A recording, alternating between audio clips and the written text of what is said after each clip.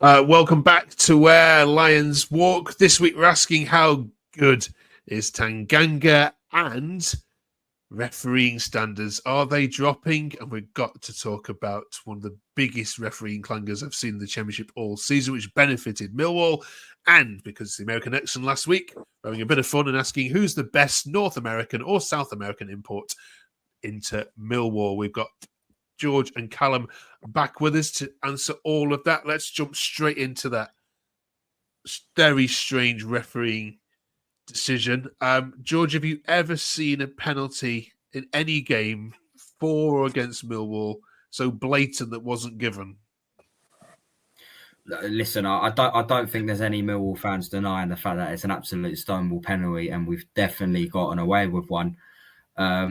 Yeah, I mean, I'm unsure as to what Jay Cooper's actually doing. He doesn't really need to commit the foul there, but it's an absolute stonewall penalty. He's denied a goal scoring opportunity, and he should also be sent off. So, just to sort of rub salt in the wounds for the Stoke fans as well. One of their players got booked straight after it as well. So, listen, we're very grateful that one decision went sort of for us on this time. But on our side of it, on a flip side, Jake Cooper gets absolutely body slammed, gets choke slammed to the floor every single game in the penalty area, from set pieces, from corners, and we never get any decisions for us. So if there's any club in this league which deserves a decision like that to go for them, I can tell you for a fact it's definitely Millwall. I love how you use the word foul there. I'm sure you've watched it back. I think GBH is a more accurate description of what he did.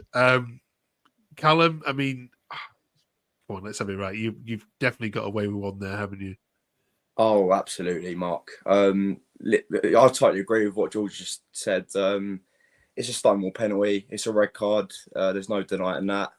And he's a lucky boy. So, but yeah, well, like what George just said, I mean, the amount of times that Cooper's been fouled in the box. I mean, I remember a few times against Burnley. I think it was like the last weekend. He had a few where he could have got a penalty, and Roberts had both arms around him in the box in the second half, I believe it was, and he didn't get the referee didn't see it. So I understand it from a Stoke fan's point of view. I'd be fuming myself, but at the end of the day, I think we get given them decisions against us. So I feel like the referees we've got one for us now, which is probably making up from the amount of times that Cooper's been fouled in the box during games. So yeah, it's a shocker, but yeah, we're very lucky. Okay. Don't forget, if you haven't yet done so, press that subscribe button. We're very grateful to have you along this journey with us. 7 points from 3 games, though, George, over the last week. God, you'd have taken that, wouldn't you? Even though some dodgy defensive work in that game against Stoke led it to being 1-1. But yeah, you'd be happy with that 7 points, wouldn't you? Especially beating Leeds as well, which we'll talk about in a minute. Yeah, delighted to say 7 unbeaten now going into this international break. We haven't lost since that Cardiff game, which was before the last international break. So 7 games unbeaten, some really tough fixtures. We went 4 games in a row, winning 1-0, and another solid point away from home after that. So yeah, listen, very, very happy with our form in these last few games. Shot straight up the table from 21st, flirting with the relegation zone, to being in the playoffs and going into this international break just outside it. Yeah, there's certainly no complaints. And when you look at your fixtures, I think we discussed it on here, Colin, with you, didn't we? We got Burnley, then Leeds, then Stoke. You look at them 3 fixtures thinking, crikey, you'd be happy to take 3 points, wouldn't you, and 3 draws? But that wasn't just a fluky 1-0 win over Leeds. That was you being by far the better team again, wasn't it? Yeah, I think with the Leeds game, I think we was defensively so good. I think we've now, from when Tanganga's come back in for the first 2 games, you look at since he's come back, and we've almost gone and scored a few goals in a few games, and then Harris has almost gone back to going back to what Millwall were good at, notoriously defensively solid, and now we have the ability to attack teams on the counter attack in transition, and we're playing that well. We're doing very well. I think the goals, even though they've been 1-0s, and the other teams have had majority of possession. At the end of the day, about 50-60% of the possession is probably in their own half. And yeah, the Leeds game was sort of a replica to the Burnley game in some sorts, where they've had the majority of the ball and then we've just attacked, and we've obviously got a set piece and we've been defensively strong. So I feel like Leeds were definitely they were very good Leeds. Let's not kid ourselves. They're by far the best team in the league this season. So but defensively we've been brilliant, and that's why Tanganga is probably one of our most important players, because I mean him and Cooper at the back at the minute are just ridiculously good at the moment. Yeah, that's what I want to focus on. Just how good is, I suppose we can see how good he is, George, because of all those goals you let in the early fixtures against Watford and I think Bristol City, was it, in the early games.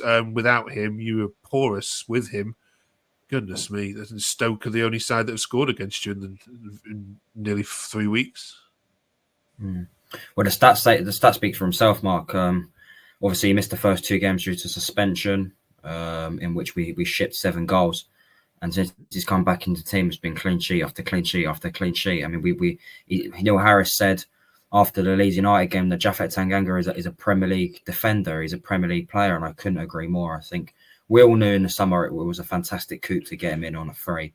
And there's no doubt there have been other clubs looking to secure his signature. But the fact we've got him in, the persistence from the football club, and of course credit to the player as well for wanting to maybe take a step back in his career and come play for us in the Championship, and it's working absolute wonders, because he's a fantastic centre half, so calm on the ball.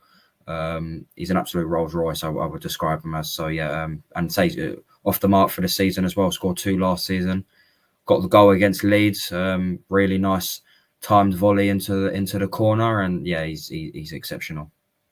Absolutely. Some of the social media tweets, so I just wanted to get your views on. Danny Stroud says, be honest, I fully expected to lose today because we had to put so much into the last 2 games, but so excellent point on the back of those. Jack says, I thought Wintle and Denore worked quite well together. Definitely higher ball speed. Do you agree with Jack's point there, Callum? Yeah, I think Wintle's done very well when he's been brought into the team, obviously because he rested Saville on the weekend. I think he complemented quite well with Denore on the weekend. Some good bit of play for the free kick. I think it was for the goal. He played it short to Aziz, which was something different when we normally lump it into the box. So that was quite good. And yeah, they work well together. But I still think he'd probably be on the bench, and Saville and Denore will probably be the starting 2 for me. But yeah, Wintle and Denore played well on Saturday. I'll give them that. Yeah, they did play very well. Okay. All right. Just quickly back to the refereeing stuff. Jay says, good point today. Both sides missed opportunities. We got lucky with that Stonewall penalty. Welcome back, Bradshaw. He's played his part in the goal.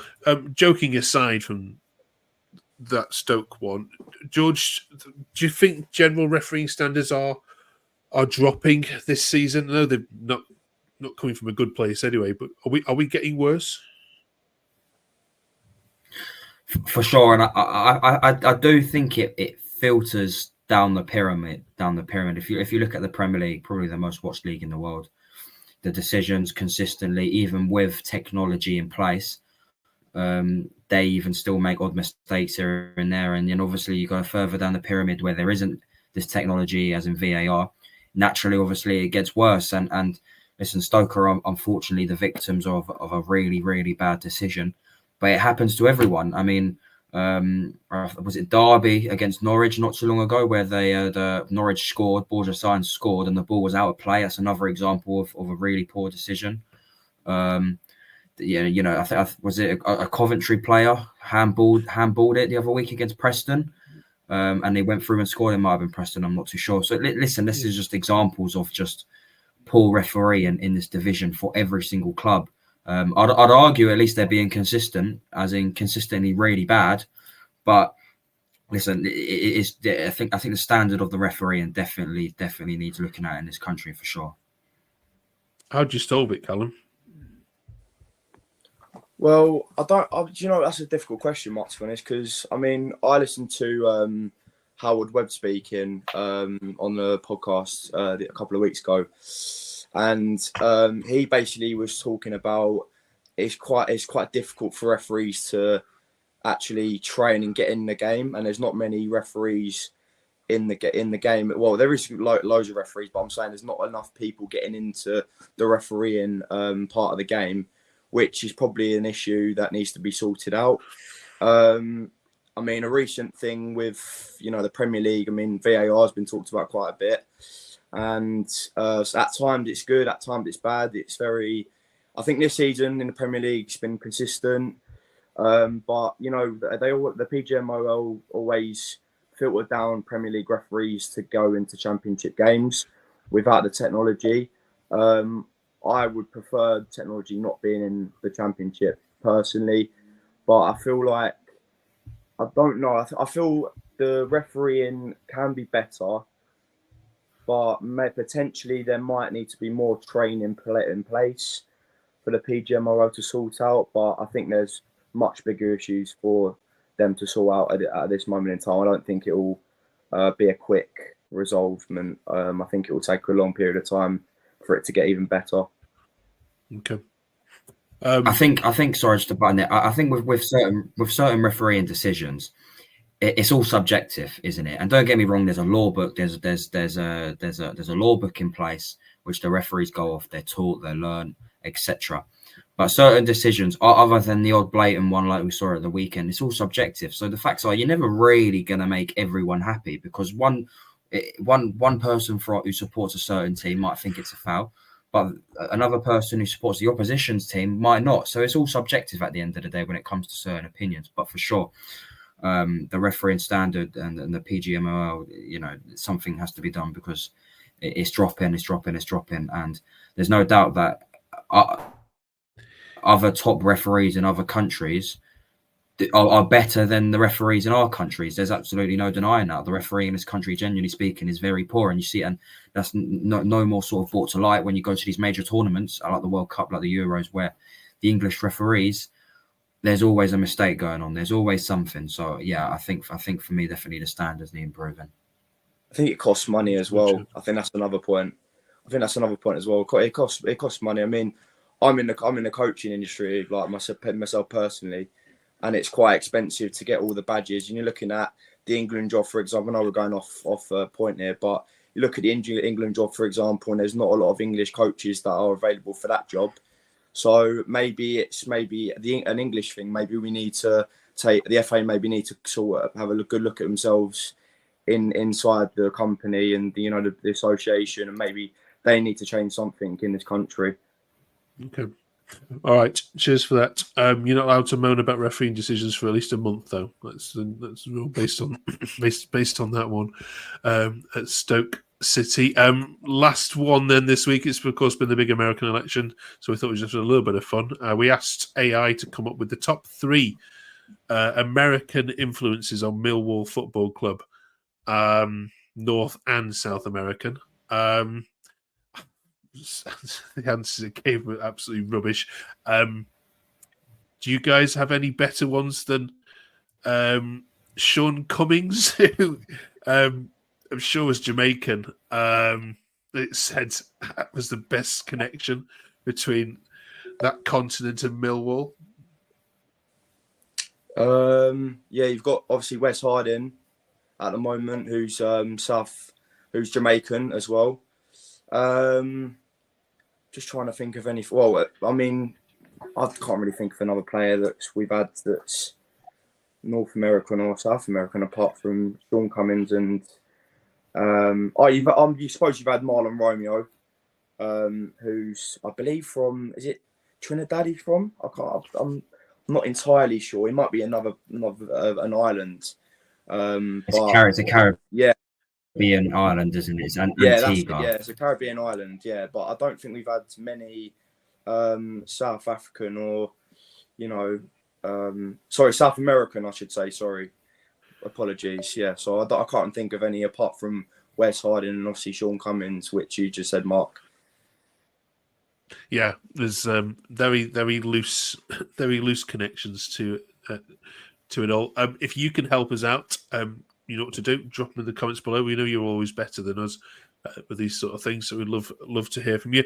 Sunderland next, George. They're not looking forward to it, the Sunderland fans. They aren't playing well at the moment, keep drawing games, and they just lost that little winning edge. So you've beaten Burnley, you've beaten Leeds. 3 for 3? Yeah, why not? Why not? Our forming the Den recently has been really good, and so this is the history of the Millwall, where teams that are higher up the division, bigger clubs come down the Den and they always struggle. And Neil Harris knows how to set up his teams, and we know how to nullify their threats. So yeah, looking forward to it. Atmosphere should be good. Few players back from injury now, fully fit squad. So yeah, looking forward to it. Okay, good stuff. We'll, of course, be reviewing that next week. Thank you very much for joining us, George. Callum, thank you very much. Drop us a subscribe if you haven't yet done so. Come on, make our numbers go up. We're looking for 50 subscribers by the end of the week. Help us get there, and we'll see you on the other side of the Sunderland game. Have a great international break.